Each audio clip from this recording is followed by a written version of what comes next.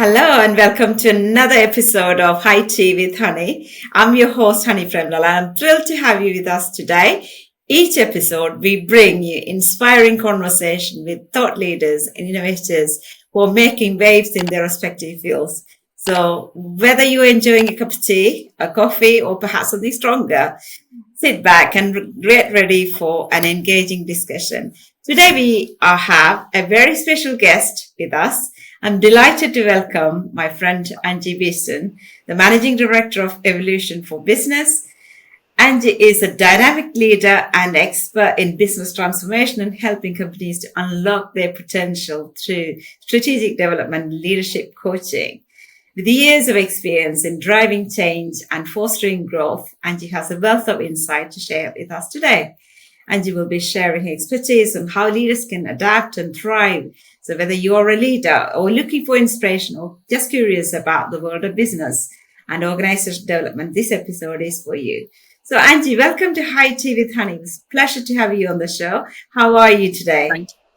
I'm really well, thank you, and really excited that you and I are having this chat because it's been a little while since we've seen each other properly. So it's so good to see you.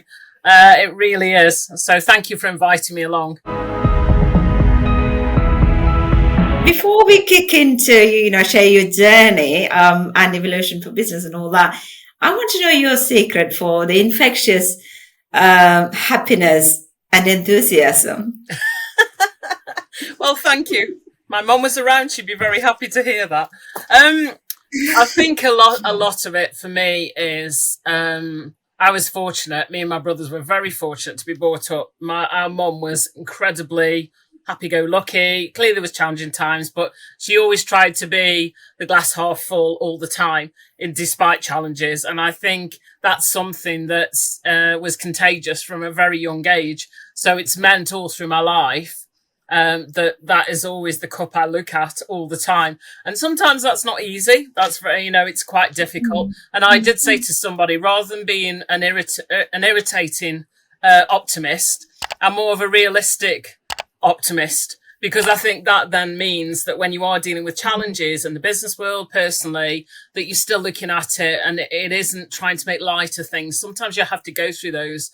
But for me, it's life is there to be celebrated. And I lost my mum when she was far too young, very suddenly. And I think for me, that has engendered me to just want to live life, enjoy it as much as I can.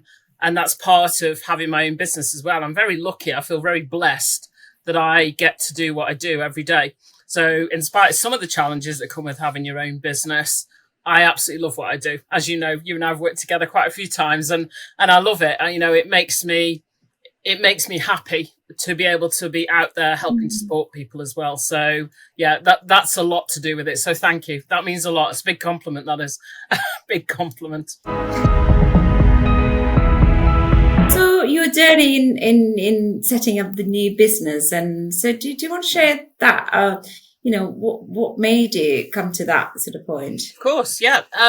So in a nutshell, a lot of my experience has been in huge companies. I've worked for big corporates. I've worked for PLCs. I've worked with small businesses. And it's always fascinated me working with people. And I was very fortunate when I went to work for All Dalton, when I was in my early 20s. I went to work for the chief exec. I was his PA at the time. He took a chance on me because I was only 20 when I got the job. And he was amazing. And to this day, I'm incredibly grateful to him, because when I went along and asked with all the arrogance of youth to say, can you pay for me to do a business degree, please? Because I quite like to do it now, because I left college after done A-levels. And he just said yes. So a few years, I did it part-time when I was working full-time. So I did it in the evenings at Staffordshire Uni. And it was amazing. It was one of the big game changers for me and has stood me in good stead all through my life, and made me realise what I potentially could achieve. So I am very grateful to Phil Guest for that. So because he allowed me and enabled me to be on that springboard. So I've had many different types of jobs. I fell into sales, as most people who do sales fall into that kind of job. But I loved it because I was responsible for small business owners who had budgets. So I understood at a youngish age what this looked like, you know, managing the pressures, everything else, how they dealt with customers, the service, all of that, the debt collection, getting paid, everything that was part of business.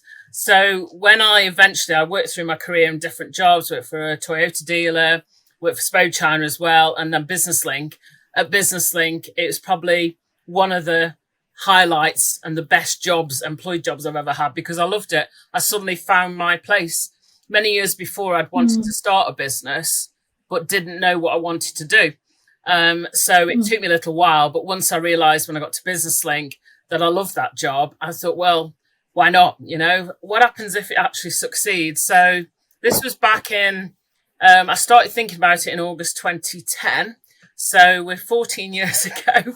So it's nearly 14 years old, the business. So a couple of recessions and a global pandemic, but it's the best decision I've ever made, because I love it. You know, has its challenges, but the highlights for me of having my own business are just phenomenal, because as you know, I do coaching, I do business mentoring, leadership, facilitation.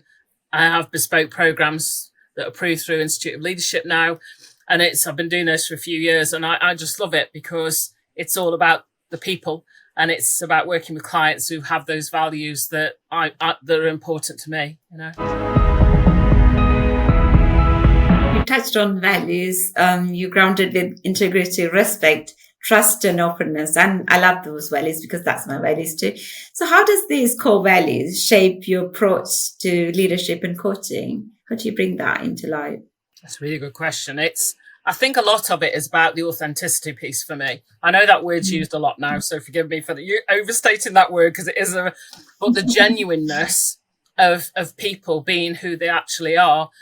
It saddens me in a way that sometimes, particularly in corporate world, I'm hearing more and more people who are getting tired, as in weary tired, not exhausted, but weary tired of the fact that they feel they have to be someone they are not, because there's an expectation that corporate world demands this particular persona or this particular behavior. And only recently I've heard about 4 or 5 totally disconnected people who have told me this and said that getting out of corporate life at a certain age has suddenly made them realize that they don't know who they are. And that makes me incredibly sad, because why should we have to be someone we're not? And I realized I was thinking back to my time when I started in the more corporate world, and I remembered switching from bright colours, as you see it today, which is normally me, into pinstripe suits, the power heels. And after a while I thought, what am I doing? Because this isn't me. So I had to almost find myself back again, and it wasn't deliberate. It was just, I can't even imagine you're doing that, because I've seen always in bright colours and a very happy person. Yeah, it was amazing, and I didn't even realise until one day. I used to have to do a lot of PR shots because I ran the business centre, so I was often doing photos of people doing handovers of cars for companies. Obviously, it was helping us all with PR. And in fact, recently I stumbled across a photograph of me, and I was just in a very dark suit with a white shirt, very plain shoes, no jewellery, believe it or not, no bright colours, nothing. And I looked at myself and thought, oh my God. And it was funny that I almost felt I was losing myself, not in a bad way, but I needed to get myself back. So for me, authenticity and the genuineness is where these values come out, because helping people to understand who they are and how they can be, that they actually get more from themselves, more from the people, the organisation, because it's real. And people need real people nowadays. They just do. There's so much tech, AI, for example. Where are the real people? And I spend a lot of my time trying to find that, to be honest, in leadership, to say, let's find that. Let's get those values. What's important to you as an individual? And how do we get you to make it genuine so it reflects back to your teams and to the wider organisation, outside to customers, clients, stakeholders, whoever. So for me, that's really, really important. So I think you have to be careful as well that you work with the right, people who get your values as much as you get theirs. And then it becomes much easier because everybody appreciates where you're going with it. But values seem to me to be such an important part of what's happening now in the world. I don't know what your thoughts are on that, but that certainly feels like that for me. How do you cultivate future leaders within organization? Because that could be something everyone should be thinking, isn't it? Yeah, and I think my massive passion project at the moment, and this has happened over the last 4 to 5 years, things have changed. We know that from what happened in 2020. It has affected how people are. We all know that. It's written in the press. It's constantly talked about. And there's about the quiet resignation and all these wonderful phrases that keep being thrown out there.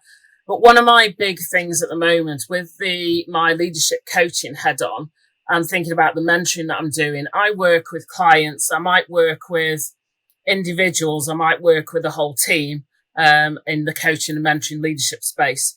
And what I've been finding over the last few years is this sense of loss is too strong a word, but this loss of identity, and also people getting incredibly frustrated that they have a label put onto them. So let me explain. So I've got clients in their very early 20s. My youngest was 20 and my oldest is probably 75. And I've got everybody in between. So I have every generation, every bit of that. I look after all those people. And what I've been finding is that through the many, many people I'm training, the thousands of people I train, the people I mentor, people are getting so frustrated with the media hype of labels. So, for example, I meet people who are 20, 21, who clearly can't have life experience. Of course they can't. They're that age. But they are phenomenal. The amount of brilliant perspectives they have and just a different viewpoint, which can be fascinating. And it's certainly a learning curve for me, I have to say. But I love that. I embrace it. So for me, the future leaders part is for leaders of any age to start to understand and respect all the different generations and how everyone can work better together. Because sometimes I do feel for people in their very young age because they're being told they're snowflakes and they're this, that and the other. And they're not. I'm seeing that behaviour, if you want to call it that, more in the older generations where they might be in the mid-30s to 50s. And you sit there thinking, seriously? Because the media are actually giving it to the younger ones. They're not giving them it's in reverse. And it's fascinating for me to see that because it feels as though future leaders, we might have people who have incredible auras and a real presence and could be amazing leaders. And as they get more experience, they'll obviously learn life lessons, but that's how we learn, through mistakes. For me, cultivating the future leaders is about helping to bridge all those generations because, particularly in the UK, as we know, there isn't really a retirement age. Most people, because of cost of living, are continuing to work or want to work. So if we know this is going to happen for a long time now, so we need to be addressing it and working out how we're going to do it. So it's about understanding how to manage all these different types of requirements and balancing what the business and the organization needs, the planning, the profitabilities, the effectiveness, all those things, but thinking about how you do that with compassion, humanity and inclusion, which is, sadly, people are too biased one way or the other because of all the media hype that's going on with different things. I think as an organization also, we need to think about succession planning and how you create the future leaders. I always find the benefit of reverse mentoring because, you learn so much from mentoring someone, young person, and, you come out of and saying, yeah, I learned something new, you're thinking, so I think it's not been enough used, the reverse mentoring at the moment. I think we could learn. I would totally agree with that. And I think when I've met some people in their sort of, maybe they're on a degree apprenticeships now, which I know is a phenomenal thing for a lot of people, and particularly younger people who perhaps the university route isn't right for them. So they go down another route and that is helping them so much. But on the flip side, it's how they build their confidence because they don't often have a lot of confidence and self-belief in themselves. But I'm seeing this through all ages. So from the younger ones where they are thinking about how do I approach situations because they don't have the life skills at that point in time, as older generations, they can help to do that. Yeah, I find it fascinating to, learn something. Someone I mentor, I always come back and say, oh, I learned something new. And it's really interesting. I did a session with a team, all of youngish age, maybe from 24 up to perhaps sort of early 40s. And this was a few months ago. And we were talking about leadership traits and I asked them they were scribbling on a flip chart, so it was in person. And they were writing down characteristics that they really admired in good leaders. And then we did it in reverse for bad leaders as well. So they were giving examples. So I was standing behind them, watching them write all these words on the flip chart. And so they couldn't see my face because I was just watching what they were doing. I wasn't interfering. I was going to pull it together after. It was two teams. And this word appeared on the flip chart. And I looked at it and thought, what? And I did a bit of a double take. So I thought, well, this is curiosity. So obviously I'm not there to make judgments about that. I need to find out more because I love curiosity to find out why it was written, because I realised it was written on the good flip chart. So the word was fierce was written on the flip chart. So, of course, me being in my world, my perception is fierce means aggressive, confrontational. And I'm thinking, whoa, that's a word. And then I thought, they won't mean that. I know they won't. So here comes a learning for me. So I said to them, can you just explain where you're coming from with that? Give me the context, because it's always interesting. So one of the young ladies said to me, I tell you what it means. She said, it's about being a warrior and being, like Xena warrior princess. I've got this. I can do this. And like channeling your Beyonce. And I started laughing. I went, right, I get it. And I said, and she sort of looked at me a bit puzzled. And I said, right, let me explain where I was coming from with that word.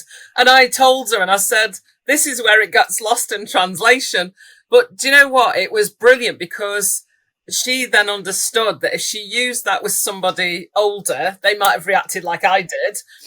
Or they might have understood, they may not, maybe it was me. But it was a real eye-opener for me, and I loved it. And since she wrote that word on, I see it everywhere now. I see absolutely everywhere and I totally get it.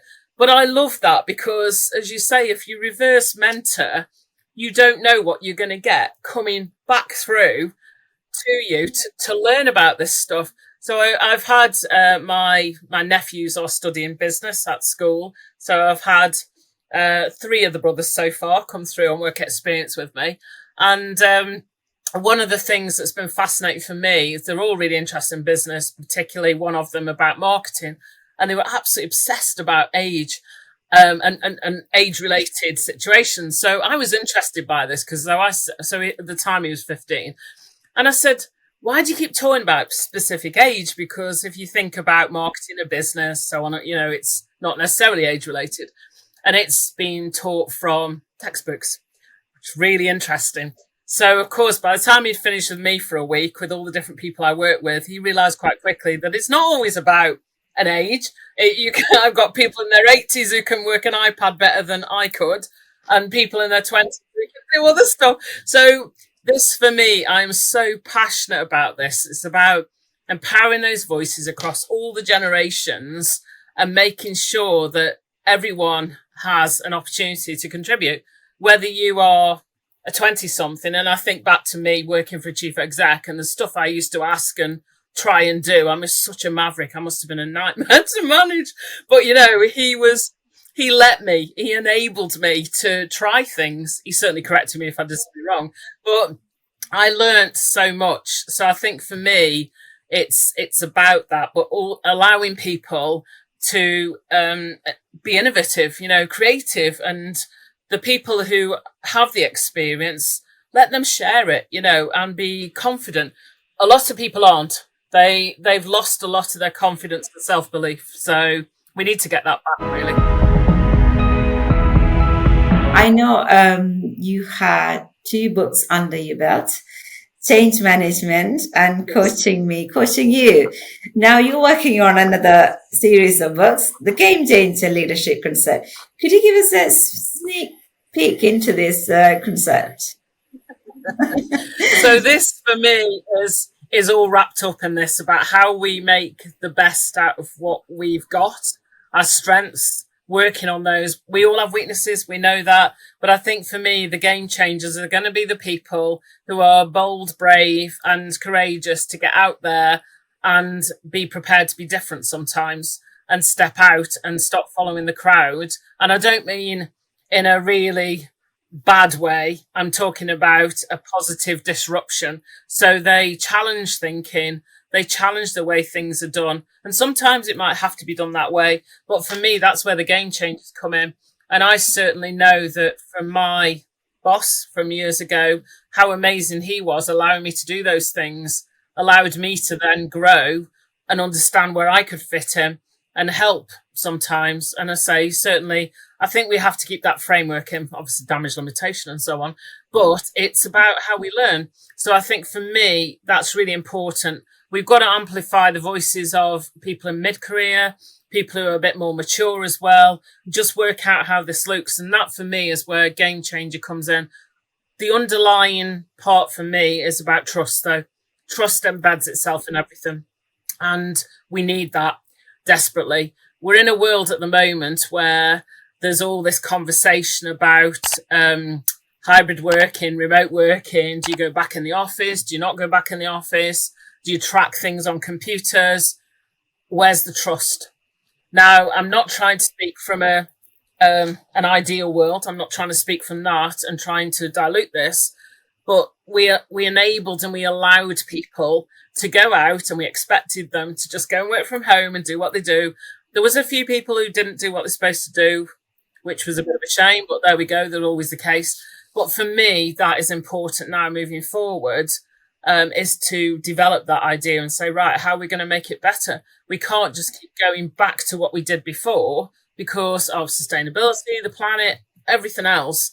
How can we just challenge that? And this isn't about people wanting to bunk off early and, skiving off. It's not about that. It's about the trust that we can have in our team. One of the killer questions I ask my clients when I'm working with them about their team is, how much do you trust your team?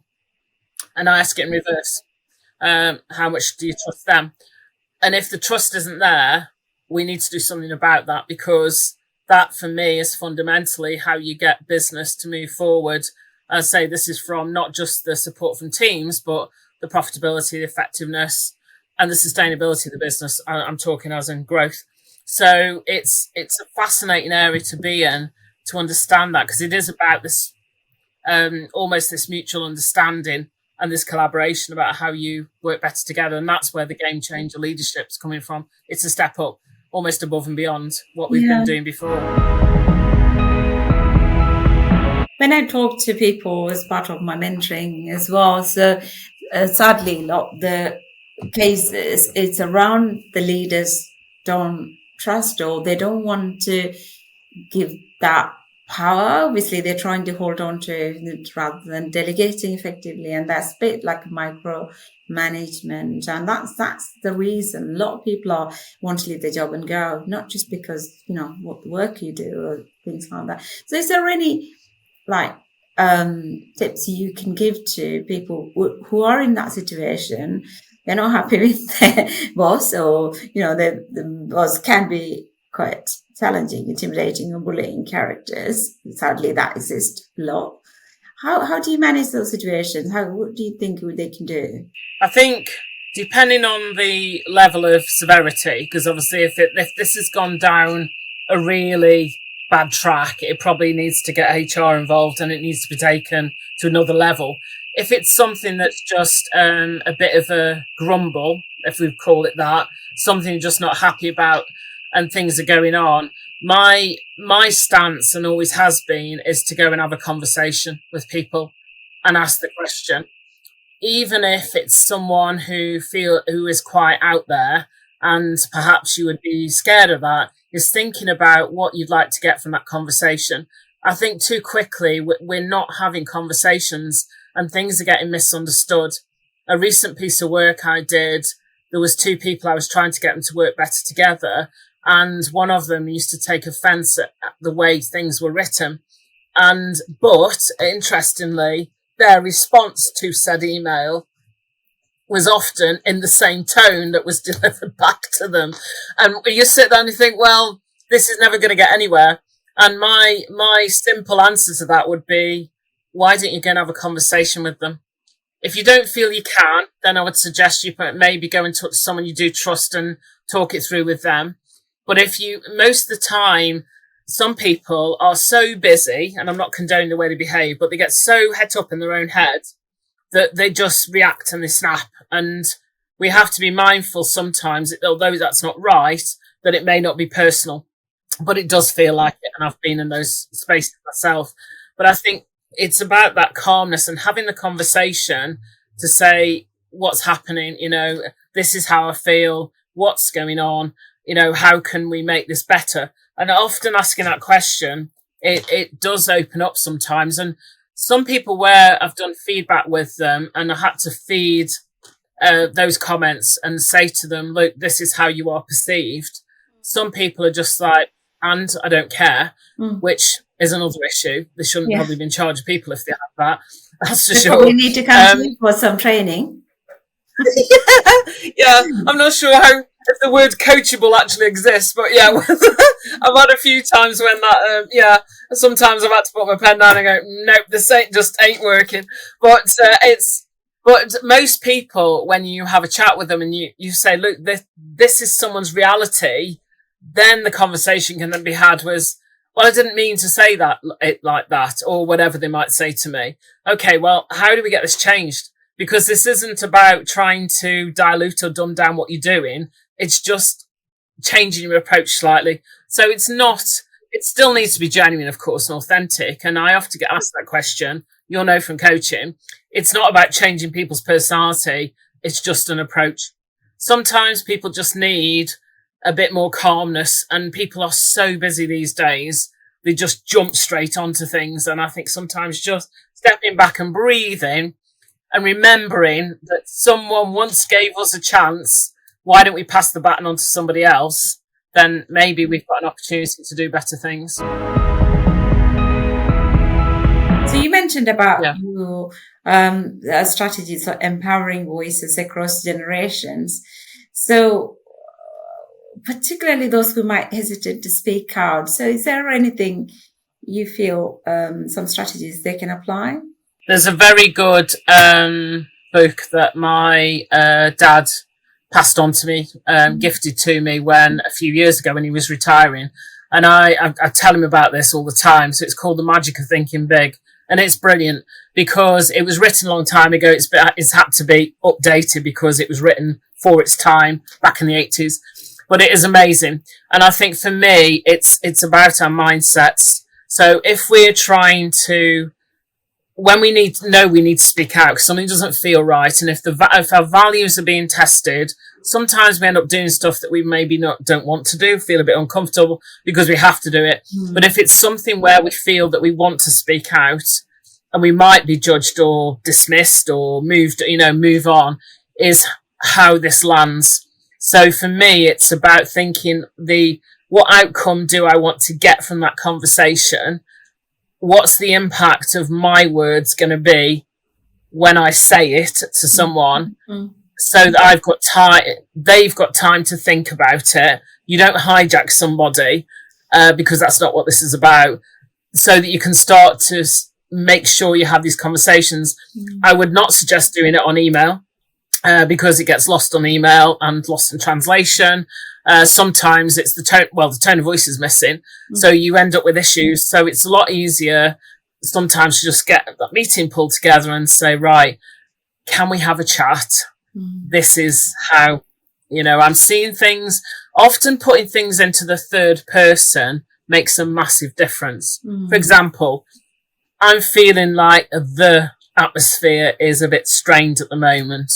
I'm just wondering if there's something that's happening. Now, I'm not saying I feel awkward, which is very different. Which is hard. And it can feel a bit blaming, you know, when you're starting to point fingers. So I think for me, it's thinking about the impact you're going to have, but more importantly, what outcome would you like from it? So if you know that individual is a little bit defensive, be a little bit careful with your tone of voice as well. Sometimes we are, unfortunately, as humans, we are incredibly judgmental. We have to train our brains to not be. It's very difficult. We have this bias, and it's so hard. They say, don't they, within 10 seconds, you've made your mind up about somebody, and it's difficult to reset that. So sometimes that can be a challenge. However, the tone of voice, the calmness, not getting wound up yourself can have a big impact. And I think something that was liberating for me when I was younger and I was managing people and so on was understanding that as human beings, we love to be liked. We like to be liked. We just do. Whether we realise that or not, we just do. When we manage people, that takes it to another level where you have to suddenly accept that not everybody's going to like you.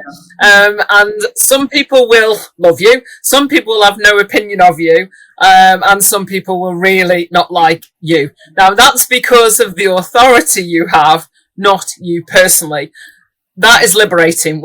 Especially when I work with managers who might be first line managers, it doesn't matter on the age. First time they have to manage people, they go, oh my God, I didn't sign up for this. You all know this. You manage big teams yourself. And I think for me, that was game changing for me, to just understand and accept that not everybody wants to be my best friend. Helped me so much, because it stopped me getting paranoid almost about relationships, business relationships I was having, and okay with it. And of course, it helps you then when you meet people in your business life. You know that some people really get you, some won't, and that's okay. It is what it is. You know, it's about the rapport. So that for me was a nugget to understand that. The minute I started to accept that, it changed things and stopped me getting paranoid when I was younger about it. So not worrying about it. It's hard when someone working in an organization, all of a sudden you've been promoted. The relationship change, isn't it? So that some people find it really hard to cope with that boundaries. Is there any advice you can give to those new managers? They just step into those, and then how to keep those boundaries? One of the big things, I know, and that's probably one of the toughest parts of being a manager and staying in the same company. And you're right, going up, all of a sudden you stop being part of the team. Well, you are still the part of the team, but you go up. So they're here and you're sitting here, and you feel a bit lonely. There's a bit of FOMO going on because you think, I want to be part of that.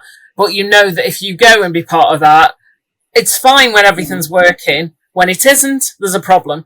I've had people that I've been coaching through leadership training who've not dealt with situations. And I've asked the question, particularly one individual, where this person turned out to be their best friend. It was one of their reports who had bullied about 5 or 6 people, and they constantly left. And I was staggered, and I said, why have you not dealt with this? And then I found out not only were they best friends, well, we use inverted commas for that, best friends, but not only were they best friends, they were also flatmates. So she rented a room from this person.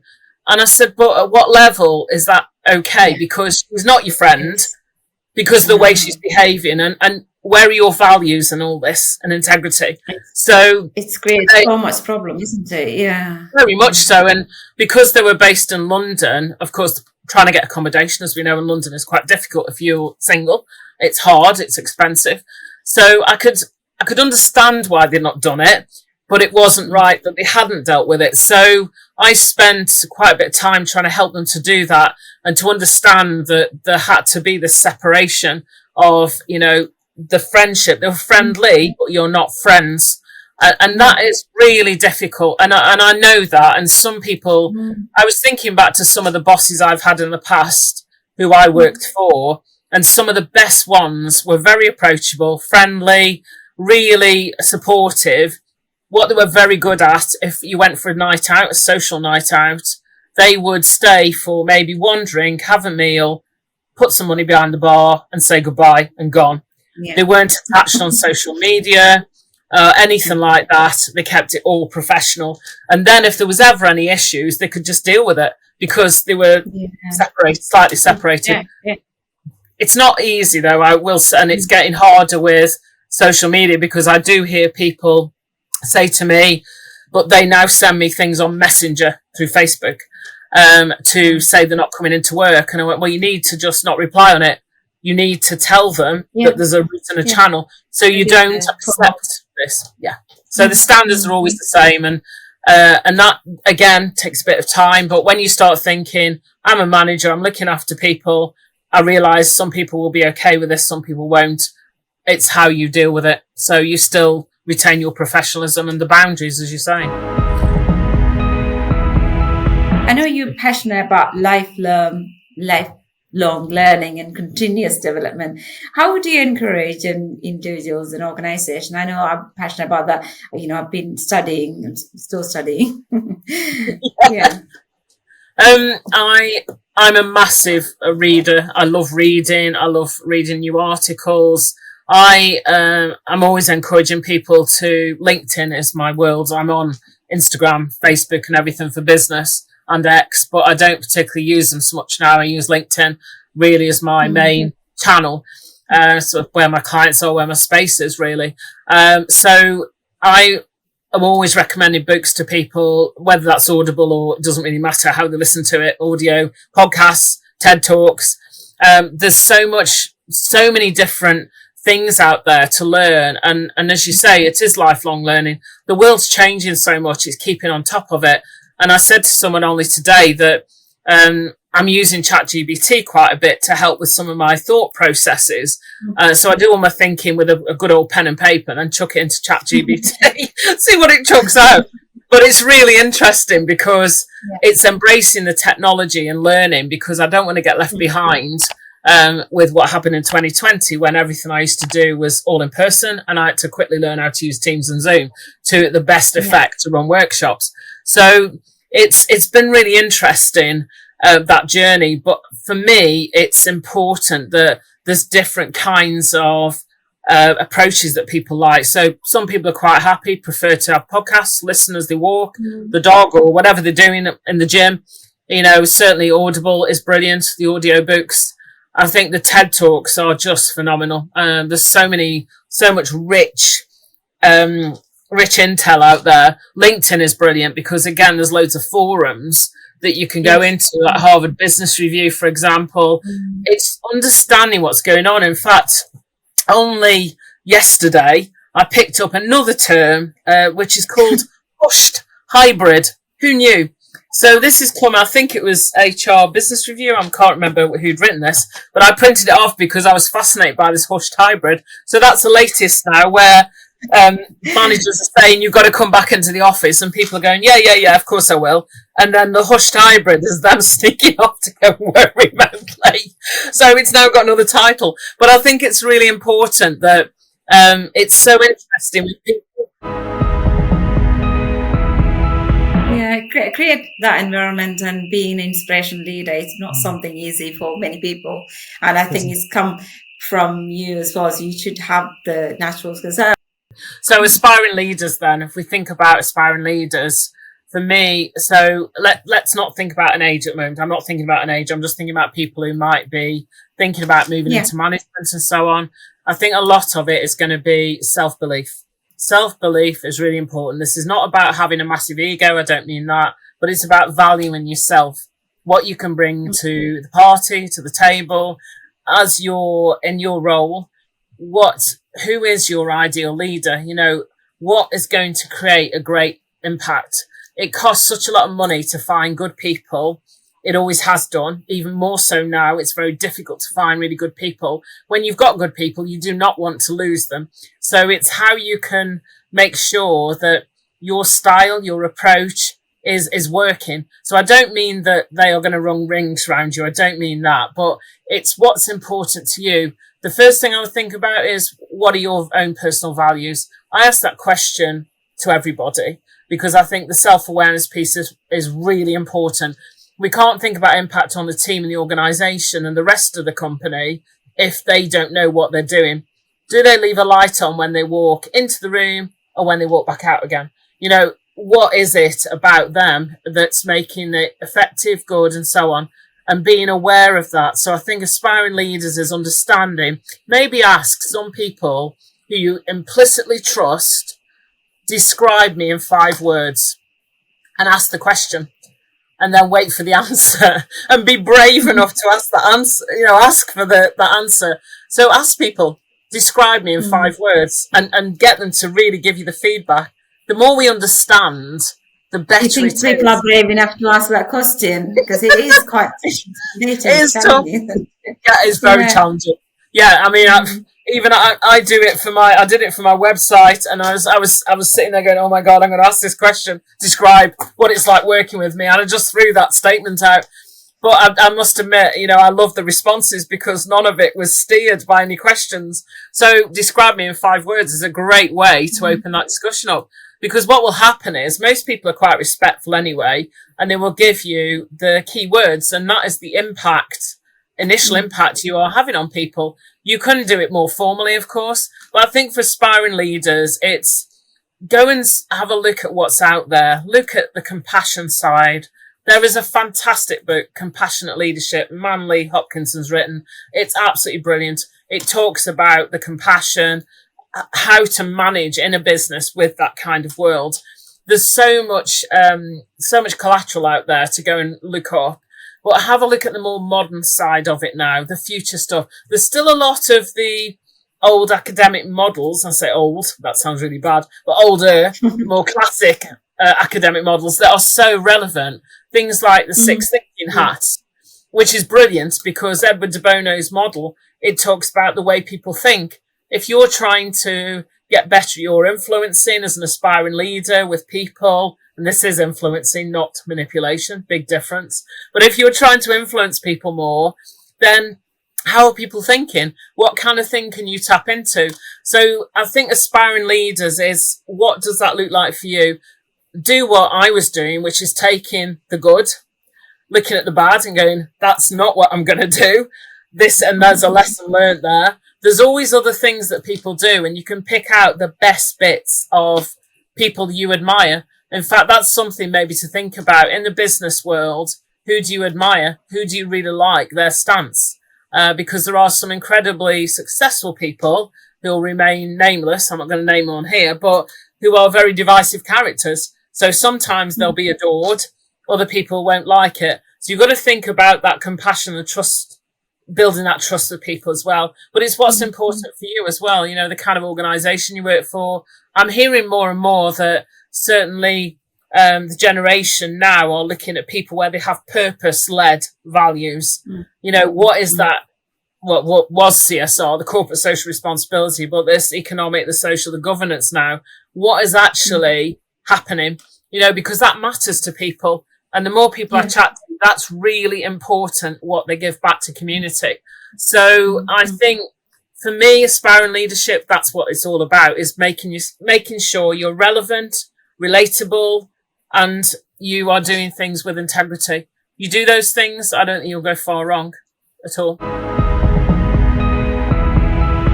I think it's all the values you mentioned today throughout the conversation. I think that's one of the things any leaders need to be thinking.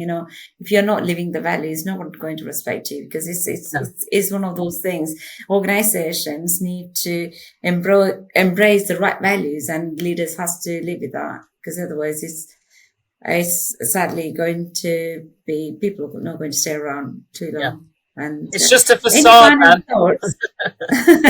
Any final thoughts or anything we haven't shared so far? I know we come to the end. I think for me, if anyone's interested in reaching out to me on LinkedIn, I'd be more than happy to hear their thoughts when you do publish the podcast. I think it'd be fascinating for both of us, because of our backgrounds as well, to hear what people think, because listeners will now know that you and I are lifelong learners here. We're always looking for learning. And I think for me, it is all about that, because one thing I would just like to throw out there is aspiring leaders now. One of the other things is thinking about a more of an entrepreneurial way of thinking. So it's innovative. So you may not be running your own business, but you need to have that commercial acumen. So to do that, it is about understanding how you develop and build really collaborative working teams. We're a very globalized world, aren't we now? We're all over the place because of fantastic technology. So it's understanding, respecting cultures, how people work, but also the generation bit for me. And I think for me, that's where the future leaders can really start to have phenomenal impact, and understanding that and sharing best practice. So I would love to invite the listeners to share their thoughts on LinkedIn and connect with me on LinkedIn, because I'm fascinated to hear different perspectives. So give me some more vocabulary that means different words, because I love this sort of stuff, because I'm building my own dictionary. Definitely will be learning more. I can't wait to see your book as well, The Game Changer Leadership, because I think that's something all the leaders should be, reading. Once it's published, we should be able to talk about it even more. And I agree with you, Angie. It's about the leaders who need to be thinking about the values and behaviors they demonstrate and the culture they create for the organization. Otherwise, sadly, it's people not going to stay around for too long. So today's was a great episode with lots of thought-provoking, interesting conversation with Angie. And thank you, Angie, for your time. And I hope you enjoyed our conversation. Stay tuned. Thank you. Thank you.